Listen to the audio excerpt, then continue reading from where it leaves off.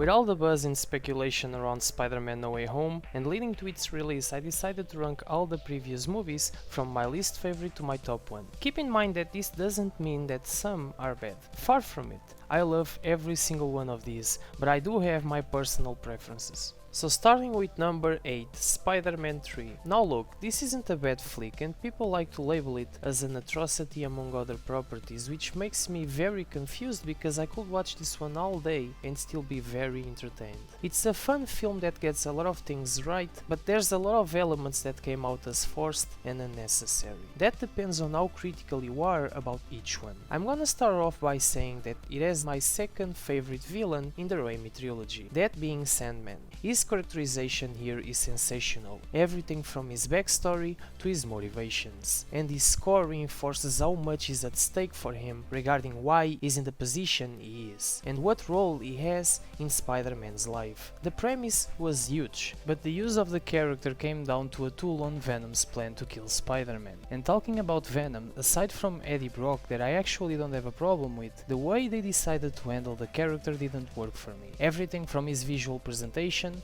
to the weird voice effect felt very off-putting. Another thing that this movie could have done right is Harry as Green Goblin Jr. I wish he was the main villain here. The first two movies precisely set up that. Yes, Sandman could be in the picture, but take Venom out. I feel the problem that most people have with this one is the lack of consistency to the story while bringing so many different conflicts together that creates a cognitive dissonance at the time of its resolution. But I'll say this has arguably one of the best endings in the superhero movie when showcasing forgiveness and reconciliation.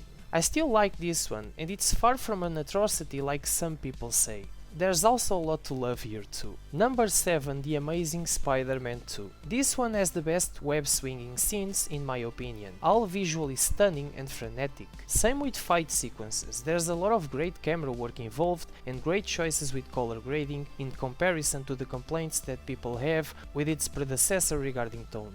And yes, I'm among the audience that got really disappointed with the setup they did with Sinister Six, because while doing it, I feel they forgot to focus on the film's story and instead went on a path of using it only to set up future projects, which can be very divisive to some. The story is good and could have been a lot better if they took out elements like Harry from the equation. I feel if they wanted to make him the plot device for future fatalities, they could have handled it in a different way instead of almost replicating what Spider-Man 3 did with Venom and Sandman. Andrew Garfield does a terrific job as Peter Parker and Spider-Man, and I truly feel that a lot of people that hate on him probably have seen reviews from other people saying he's bad and never took their time to actually see the movies for themselves, or just went in ready to hate on it. That's how most of the mainstream audiences work, unfortunately.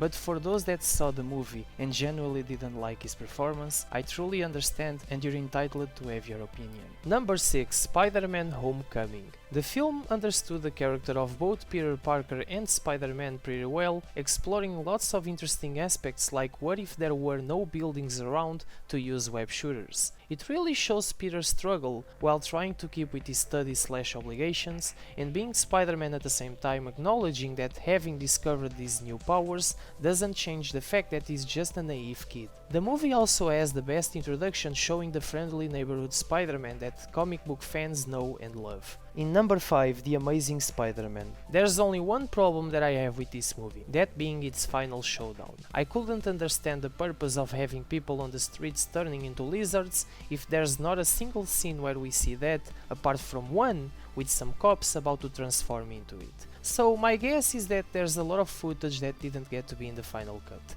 But anyway, this was the first film where we could see Andrew Garfield as our favorite character, and I have to say that I really enjoyed this version of him, truly. The punk vibe worked fine, and his way of portraying Peter that people refer to as the 24/7 stoned teenager, I didn't felt much of that. In fact, I liked the weird and quirky behaviors. It felt different in terms of personality. As for the story, I really like it.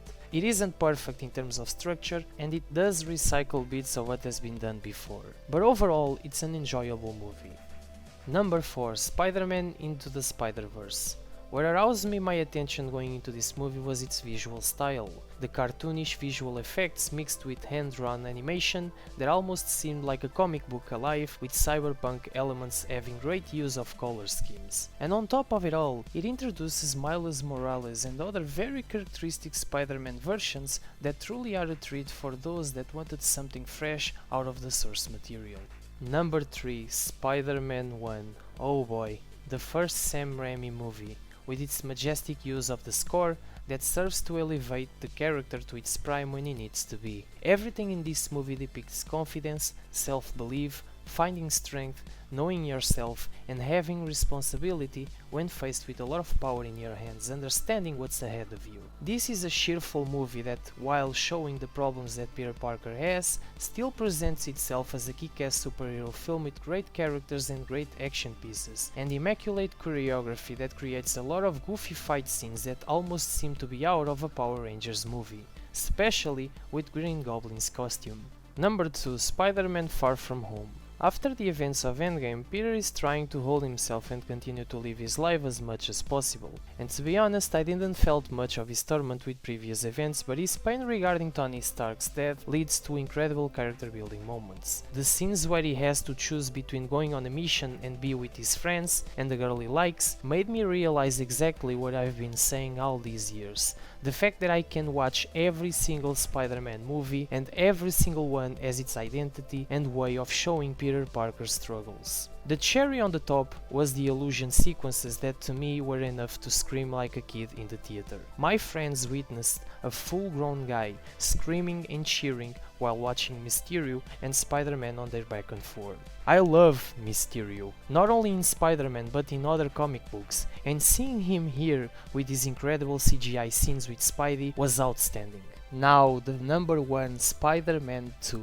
It's my favorite for being the one that has always stuck with me through the years since my first time watching it. I told this story on my Far From Home review about a film rental store that was located below the apartment where I used to live with my family. And after school I'd be there for at least 2 hours a day just looking at the covers. And coming across the Spider-Man DVD was life-changing, and I rented it so many times. It's almost a drama movie that I'd say doesn't focus on Spider-Man but much more on Peter Parker development, as he faces the consequences of being a masked vigilante. The movie takes its protagonist and makes him go through a series of obstacles, leading then to a reward at the end, that being the reveal to Mary Jane that is Spider-Man.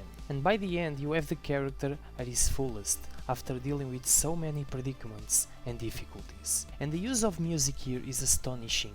It almost feels like a crescendo that accompanies us as viewers while we feel for the person we're rooting for. This is an insightful movie from start to finish, with the score of Danny Elfman that enriches the tone, the cheesiness, the remarkable fight scenes like the train sequence with Doc Ock, and the story itself that for me is the best one presented on screen. So yeah, after this video I'm just gonna continue rewatching every single one of them because why not? That's it, let me know your preferences. What's your favorite Spider-Man movie? Also, if you found my channel and you actually like what I do here, consider subscribing and I'll see you in the next video. See ya.